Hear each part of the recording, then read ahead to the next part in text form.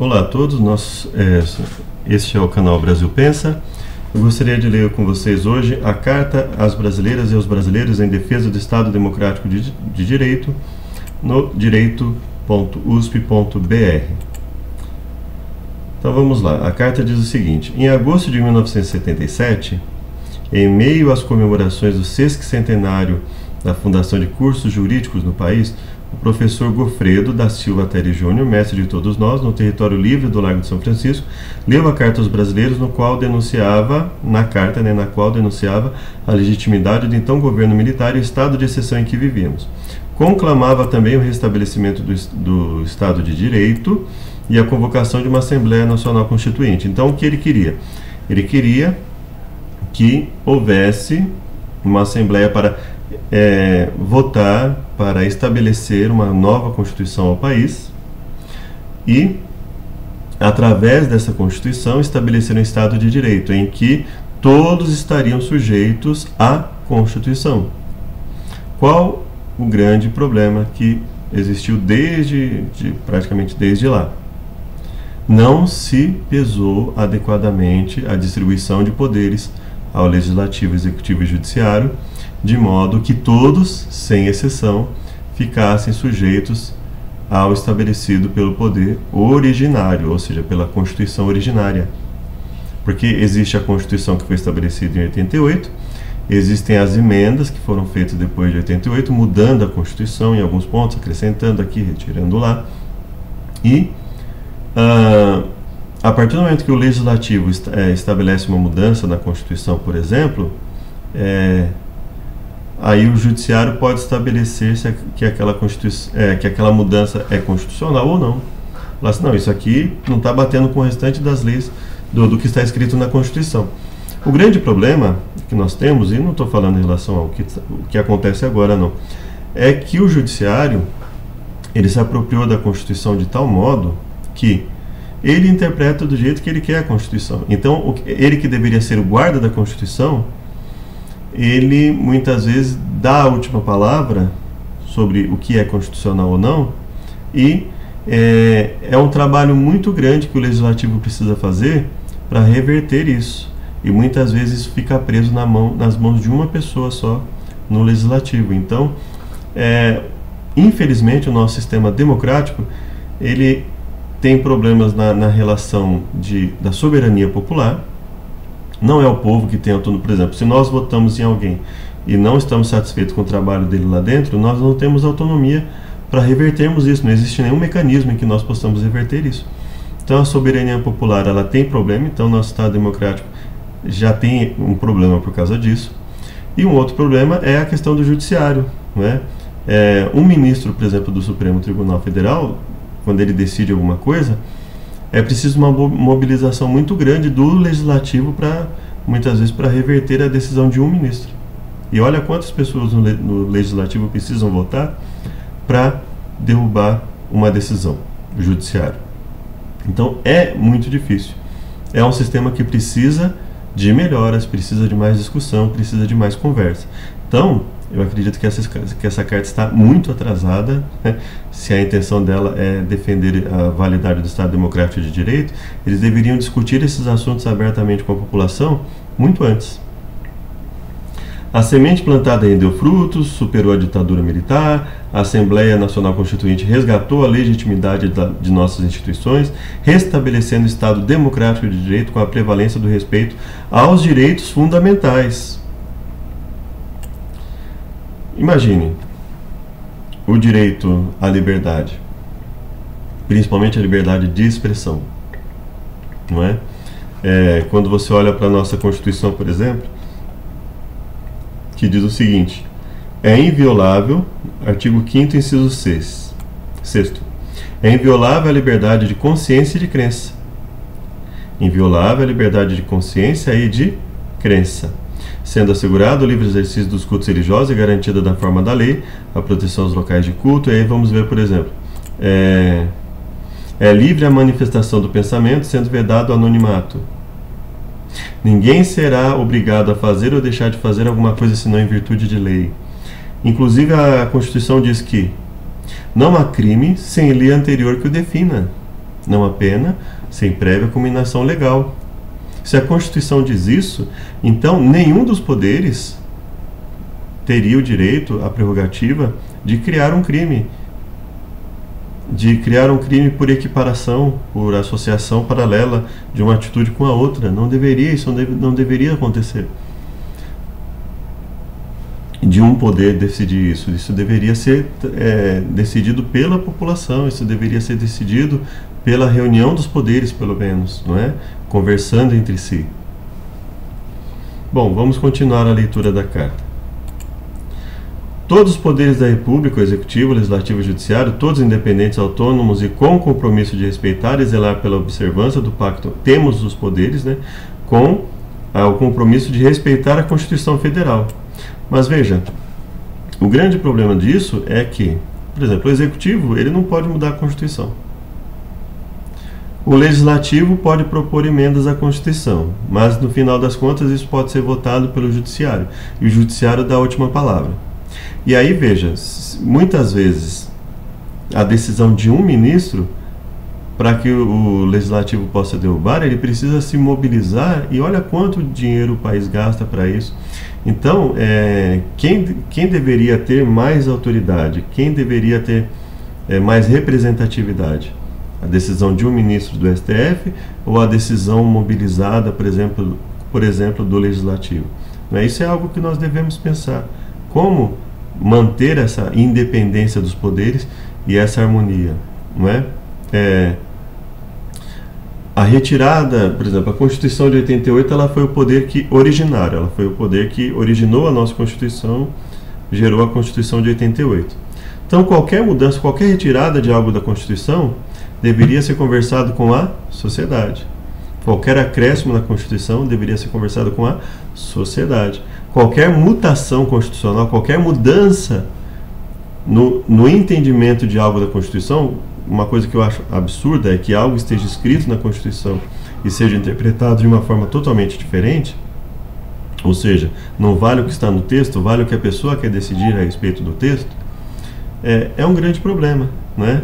A Constituição diz assim, por exemplo, que em caso de crime de responsabilidade, haverá perda do cargo e inelegibilidade. E aí se diz assim, não, olha, é uma coisa e outra. Não, mas nós vamos dizer o seguinte, vamos estabelecer que seja uma coisa ou outra. Vai perder um direito, não vai perder o outro. O que é isso? Isso é basicamente matar o que está escrito no texto constitucional. E isso foi aceito com a maior naturalidade, basicamente. Não foi feita nenhuma carta a respeito disso.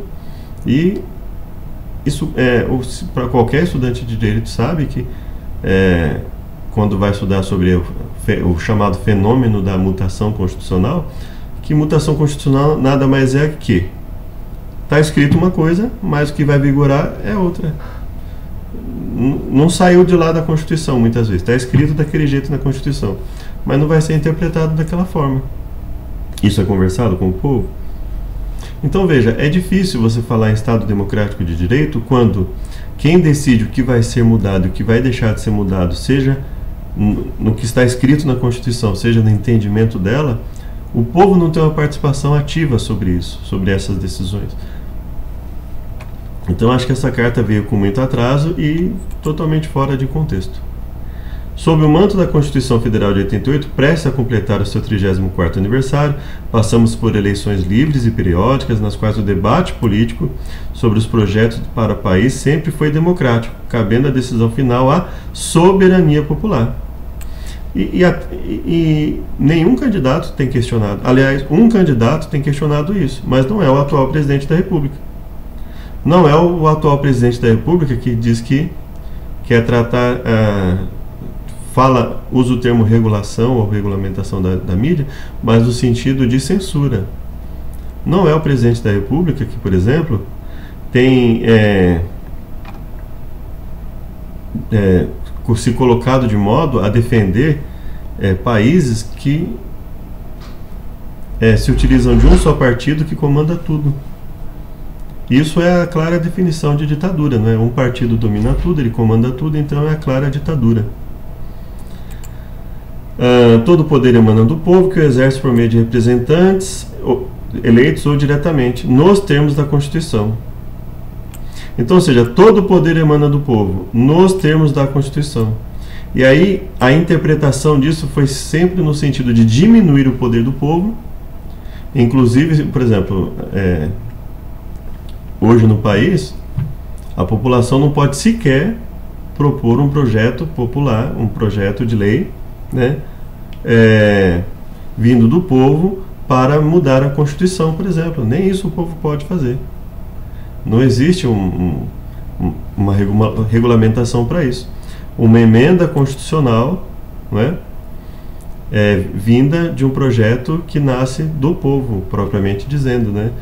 Isso é visto com maus olhos por muitas pessoas. E se você olhar nos livros, essas mesmas pessoas defendem o Estado Democrático de Direito, falam que todo o poder emana do povo, mas uma coisa básica como essa, por exemplo, muitos acabam não defendendo. Nossas eleições com o processo eletrônico têm servido de exemplo para o mundo. É um termo um tanto vago, né? Porque assim, tem servido de exemplo para o mundo? Que mundo, né? É de exemplo no mundo, que mundo? Não estou aqui questionando a validade do nosso sistema de processo eletrônico de apuração. Mas assim, já existem máquinas que aperfeiçoaram o sistema eletrônico, mesmo o próprio sistema eletrônico de votação, de apuração, ele já foi aperfeiçoado por outras máquinas. E eu pergunto para você, por que a resistência em se utilizar de um meio mais aperfeiçoado? Não estou dizendo que haja fraude, nada disso. Não é... Quando, por exemplo, eu acho que você já deve ter ouvido falar, quem é mais antigo, um computador 386, 486... eles não eram confiáveis. Não, eles eram confiáveis, plenamente confiáveis, né? Dentro do contexto da época, do potencial da época, do que poderia ser feito na época. Hoje em dia, eles são obsoletos, eles não servem mais para o nosso trabalho. Imagine você na sua empresa trabalhando com 386, um 486, né?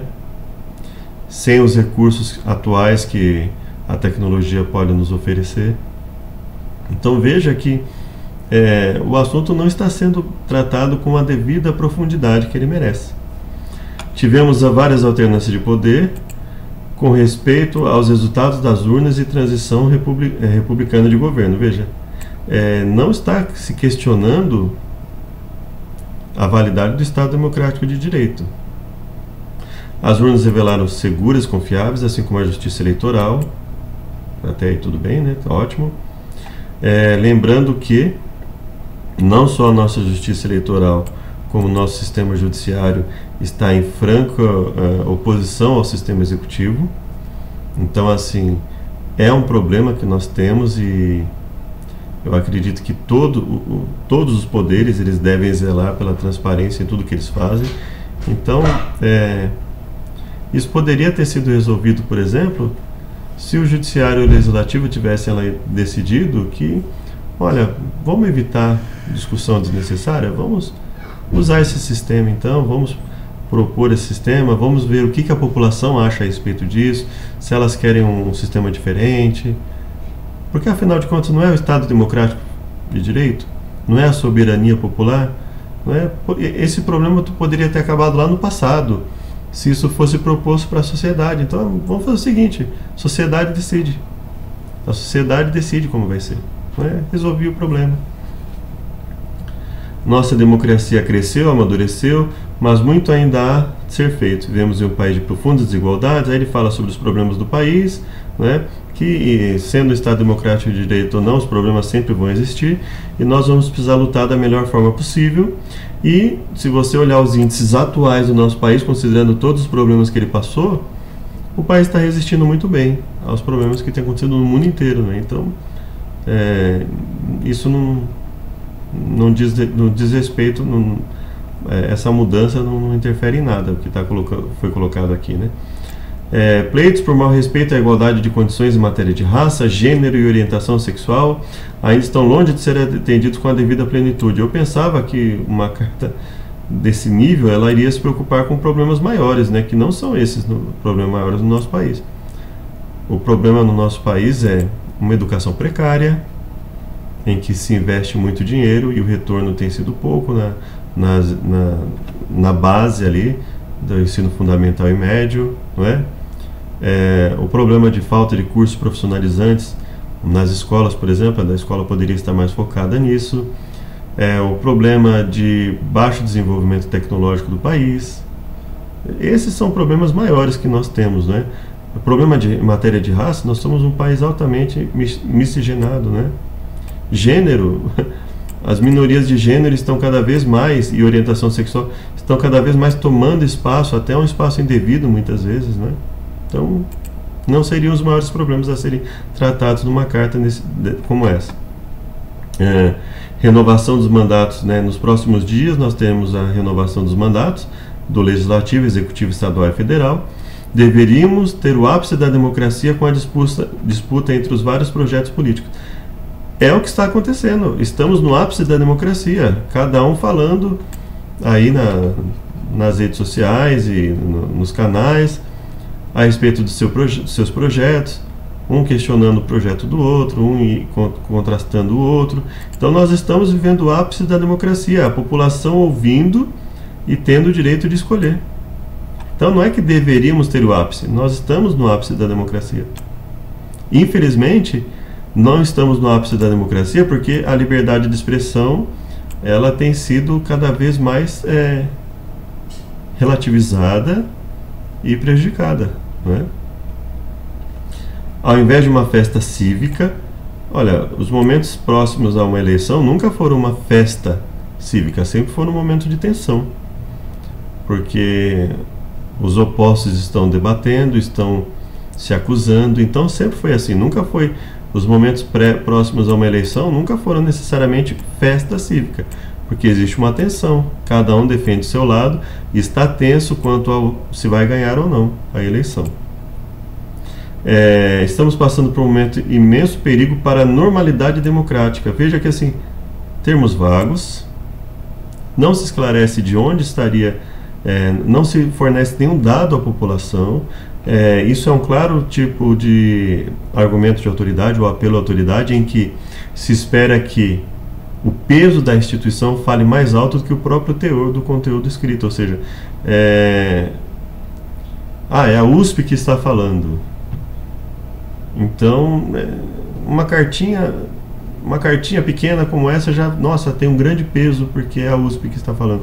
Não tem dados concretos, não tem uma análise profunda sobre nada. Risco às instituições da República.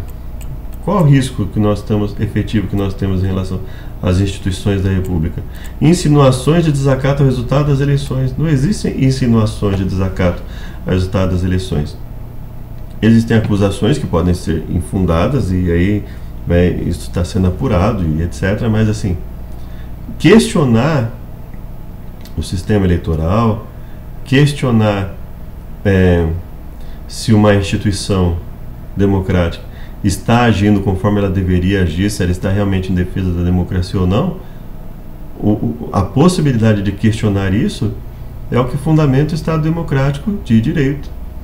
Se não há essa liberdade para se questionar, então não há democracia. Então quer dizer que existe um ou mais grupos que estão querendo determinar o que a sociedade vai pensar. Isso não é democracia. Ataques infundados e desacompanhados de provas questionam a lisura do processo eleitoral e o Estado democrático de direito. Veja só. Questionar a lisura do processo eleitoral não é a mesma coisa que questionar o Estado democrático de direito. Pelo contrário. Quem questiona a lisura do processo eleitoral está justamente querendo que o Estado democrático de direito seja exercido da melhor forma possível. Agora, o teor do questionamento, o conteúdo do questionamento pode ser inválido. A pessoa pode estar questionando algo que não tem fundamento para ela questionar. Agora, o direito dela questionar, o direito dela se sentir insegura, isso não significa ir contra o Estado democrático de direito, porque o Estado democrático de direito é justamente isso, é o direito de se expressar e querer que a soberania popular prevaleça, ou seja, que quando nós votarmos em alguém, que realmente aquela pessoa em que a maioria votou seja a pessoa efetivamente que apareça como eleita. Isso é querer o Estado Democrático de Direito sendo exercido na sua plenitude. Veja que questionar a lisura das eleições não é questionar o Estado Democrático de Direito. Agora, se a pessoa está questionando a lisura da eleição sem embasamento, aí podemos dizer assim, é um questionamento inválido. Agora, não são iguais. Não se pode levar a população a achar que se alguém questiona que pode ser que haja, vamos dizer assim, pode ser que haja um problema na apuração das eleições e alguma coisa nesse sentido. Não se está questionando o Estado Democrático de Direito, pelo contrário. Está querendo fortalecê-lo, dar mais transparência para ele, me falar assim, olha, por que não zelarmos pela transparência? Por que não garantirmos que a soberania popular seja exercida com cada vez mais transparência, que efetivamente nós temos cada vez mais certeza de que a pessoa eleita é a pessoa em que nós votamos? Isso é defender o Estado Democrático de Direito. Então, repito, pode-se questionar se é válido ou não esse questionamento em relação a qualquer aspecto de eleição ou fora da eleição, mas isso não significa ir contra o Estado Democrático de Direito, é o contrário. Quando alguém usa o seu direito de questionar se o que as pessoas vão votar é efetivamente o que vai ser validado, ela está justamente defendendo do seu ponto de vista que, olha, para mim, a soberania popular é ter cada vez mais transparência para mostrar que quem o povo votou é quem realmente está lá. É isso. Isso não é incitação à violência, né? E ruptura da ordem constitucional. E olha só, são intoleráveis as ameaças aos demais poderes. Então ele fala de insinuações de desacato ao resultado das eleições e intoleráveis as ameaças aos demais poderes. Então a carta claramente está mirando um dos poderes. Nós temos o legislativo, executivo e judiciário. E aí você escolhe qual será o poder que a carta está mirando ao dizer que alguém está insinuando o desacato ao resultado das eleições e dizendo que são intoleráveis as ameaças aos demais poderes. Ruptura da ordem constitucional, incitação à violência. Quem está incitando a violência? Quem está dizendo que vai impor as coisas, mesmo que não seja eleito, por exemplo, ou quando eleito vai determinar isso e aquilo? Quem está falando bem de um país que, olha, tá vendo? Eu queria que nosso país fosse assim, tivesse um só partido e esse partido dominasse tudo. Quem que está falando isso? Não é o atual presidente. Assistimos recentemente a desvarios autoritários que puseram em risco a secular democracia norte-americana. Quais foram os desvarios autoritários? Veja que as afirmações são sempre vagas. Nos Estados Unidos, que é o que eles estão falando aqui, foi justamente o contrário. O Biden ele está com a popularidade dele em baixa cada vez maior. A população dos Estados Unidos não está satisfeita com o governo do Biden, que se apresentou como uma opção válida contra o Trump. E se você olhar, muita gente está confirmando que a administração do Trump foi muito melhor que a do Biden. Então veja que são frases soltas, jogadas, confiando que a força da instituição vai validar algo que está sendo lançado para a população, sem uma argumentação mais profunda para a população poder refletir. Nossa consciência cívica é muito maior do que imaginam os adversários da democracia. Sabemos deixar de lado as divergências menores em prol de algo muito maior. Então por que essa carta não foi feita antes, quando a briga começou lá atrás? Por que essa carta não pediu lá no começo para que olha, já que os poderes estão em desarmonia por causa disso, por que não lança para a população decidir? Ou seja, realmente eles estão deixando de lado divergências menores em prol de algo muito maior, a defesa da ordem democrática? É a soberania popular que eles estão defendendo aqui? Será, né? Pode ser que sim, né? Então vamos lá. Clamamos às brasileiras e brasileiros a ficarem alertas na defesa da democracia e do respeito aos resultados das eleições. Os brasileiros já estão alertas na defesa da democracia e também querem respeitar o resultado das eleições, mas eles também querem saber se Porque todo brasileiro, em meio a essa disputa, o brasileiro médio, todo brasileiro está querendo saber realmente se ele pode confiar ou não. E não é com uma carta dessa que você vai fazer as pessoas que estão em dúvida confiarem no sistema. Pelo contrário, você tem que apresentar uma coisa consistente para que as pessoas possam confiar efetivamente no sistema. Então, e uma das coisas que poderia ter sido feita, como eu falei, repito, seria lá atrás propor que a população decidisse, que fosse feito que os dois lados pudessem ir lá se manifestar em igual tempo, com igual condição, e aí a população decidiria. Em vigília cívica contra as tentativas de rupturas, bradamos de forma uníssona: Estado democrático de direito, sempre. Se é sempre, tem que ser em todos os momentos, por todos os poderes, e sempre respeitando os questionamentos da população, do povo brasileiro, porque o povo é soberano. Então, se o povo questiona, o povo tem direito, sim, de questionar, e ele tem direito, sim, a um debate saudável sobre todo e qualquer assunto, para que ele possa decidir ouvindo os dois lados da moeda e podendo se decidir a respeito disso. Isso é um Estado democrático de direito. Então, para mim, essa carta veio atrasada, essa carta veio tendenciosa, ela tem um objetivo claro, que não tem necessariamente a ver com o Estado democrático de direito, mas enfraquecer um dos poderes. E eu sou sempre favorável à estrutura argumentativa. Faltou estrutura argumentativa para a carta. A carta falou em uma série de coisas vagas, não apontou argumentos que validassem o que ela queria, né? Ela poderia fazer ali, sei lá, um preâmbulo, um resumo ali, né? E depois continuar, não é? Então, para mim, se a intenção era dar mais confiança aos brasileiros e fazer com que os brasileiros se mobilizassem mais pelo Estado Democrático de Direito em prol do que eles querem, para mim não surtiu o efeito necessário, porque eu não me senti representado pela qualidade, eu não me senti representado pela argumentação utilizada, e o fato de que nós confiamos no que está acontecendo no país, confiamos no sistema, nas instituições que temos, não significa que nós não possamos questioná-las. Olha, eu acho que o Executivo tomou uma atitude que não tem a ver com a democracia. Eu acho que o Legislativo tomou uma atitude que não zela pela democracia. Eu acho que o Judiciário tomou uma atitude que não zela pela democracia. Isso não é ir contra o Estado Democrático de Direito, pelo contrário. Isso é dizer o seguinte: olha, para mim, essa instituição ou essas instituições que deveriam zelar pela democracia não estão fazendo seu papel.